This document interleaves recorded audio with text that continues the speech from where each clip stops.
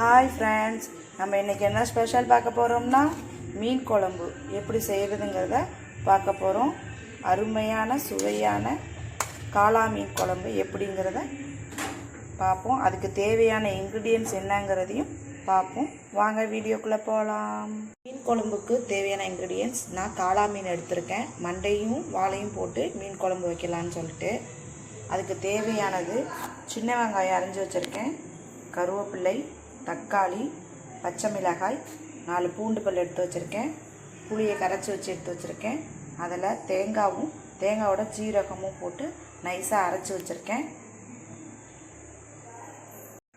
வெந்தயமும் வடவும் எடுத்து வச்சுருக்கேன். மீன் குழம்புனாவே வடவும் போட்டால் தான் நல்லாயிருக்கும். வாங்க எப்படி செய்யலாங்கிறத பார்க்கலாம். கடாயில் எண்ணெய் காஞ்சோன்னே நம்ம எடுத்து வச்சுருக்க வெந்தயம் வடவும் ரெண்டையும் அதில் சேர்த்துடணும். வெந்தயமும் வடவும் நல்லா பொரிஞ்சோன்னே நம்ம எடுத்து வச்சுருக்க கருவேப்பிலைக்கு அப்புறம் பச்சை மிளகாய், இதை நல்லா வதக்கணும். பச்சை மிளகாய் நல்லா வதங்கினோன்னே எடுத்து வச்சுருக்க பூண்டு பல்லையும் நல்லா சேர்த்து அதோட வதக்கணும்.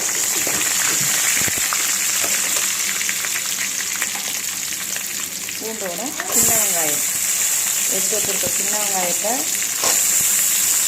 அதோட போட்டு நல்லா வதங்கணும். இது நல்லா வதங்குற வரைக்கும் நல்லா கிண்டிக்கிட்டே இருங்க.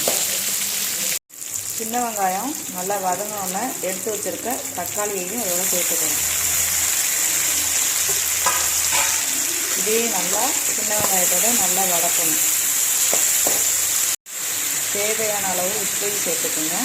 குழம்புக்கு தேவையான உப்பு சேர்த்து நல்லா வதக்கணும்.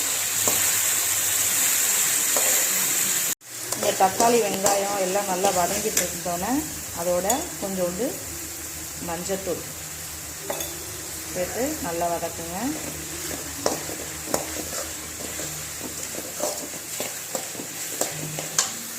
மஞ்சத்தூளுக்கு அப்புறம் குழம்புக்கு தேவையான மசாலா, மல்லித்தூள் 1 2 3 4 ஸ்பூனு மல்லித்தூள் சேர்த்துருக்கேன். 4 ஸ்பூனு மல்லித்தூள்னா 5 ஸ்பூனு மிளகாத்தூள் சேர்க்கணும். மிளகாத்தூள் 5 ஸ்பூன் சொன்னேன்னா 1 2 3 4 5. இது கூட காரமாக நீங்கள் சாப்பிடுவீங்கன்னா எக்ஸ்ட்ரா நீங்கள் சேர்த்துக்கலாம். இந்த மசாலாலாம் நல்லா அந்த வெங்காய தக்காளியோட நல்லா வதக்கிடுங்க. எண்ணெயில் போட்ட மசாலாலாம் நல்லா வதங்கினோன்னே நம்ம கரைச்சி வச்ச புளியை அதோட சேர்த்துக்கணும்.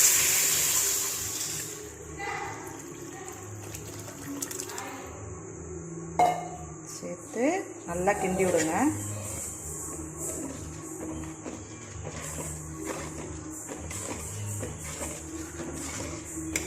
அரைச்சி வச்சுருக்க தேங்காய் விழுதையும் அதோட சேர்த்துக்கணும்.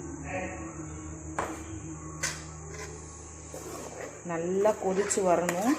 எண்ணெய் திரிஞ்சு வந்த அளவுக்கு கொதித்து வரணும். கொதித்து வரும்போது நான் காமிக்கிறேன். அப்போ நம்ம மீன் அதில் போடணும். இந்த மாதிரி நல்லா கொதித்து வரணும். எண்ணெய் திரிஞ்சிட்டு பார்த்தீங்களா, அந்த மாதிரி திரிஞ்சு வராது. அந்த பச்சை வாசம்லாம் போனால் தான் மீன் குழம்பு நல்லாயிருக்கும். இப்போ நம்ம எடுத்து வச்சுருக்க மீன் அதை எடுத்து அதில் சேர்த்துக்க வேண்டியது தான். சேர்த்து ரொம்ப கொதிக்க விடக்கூடாது.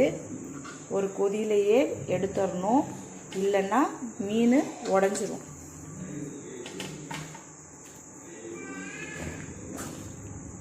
ஒரு கிண்டி விட்டுட்டு இது ஒரு கொதி கொதிச்சோன்னே ஆஃப் பண்ணிவிடுங்க.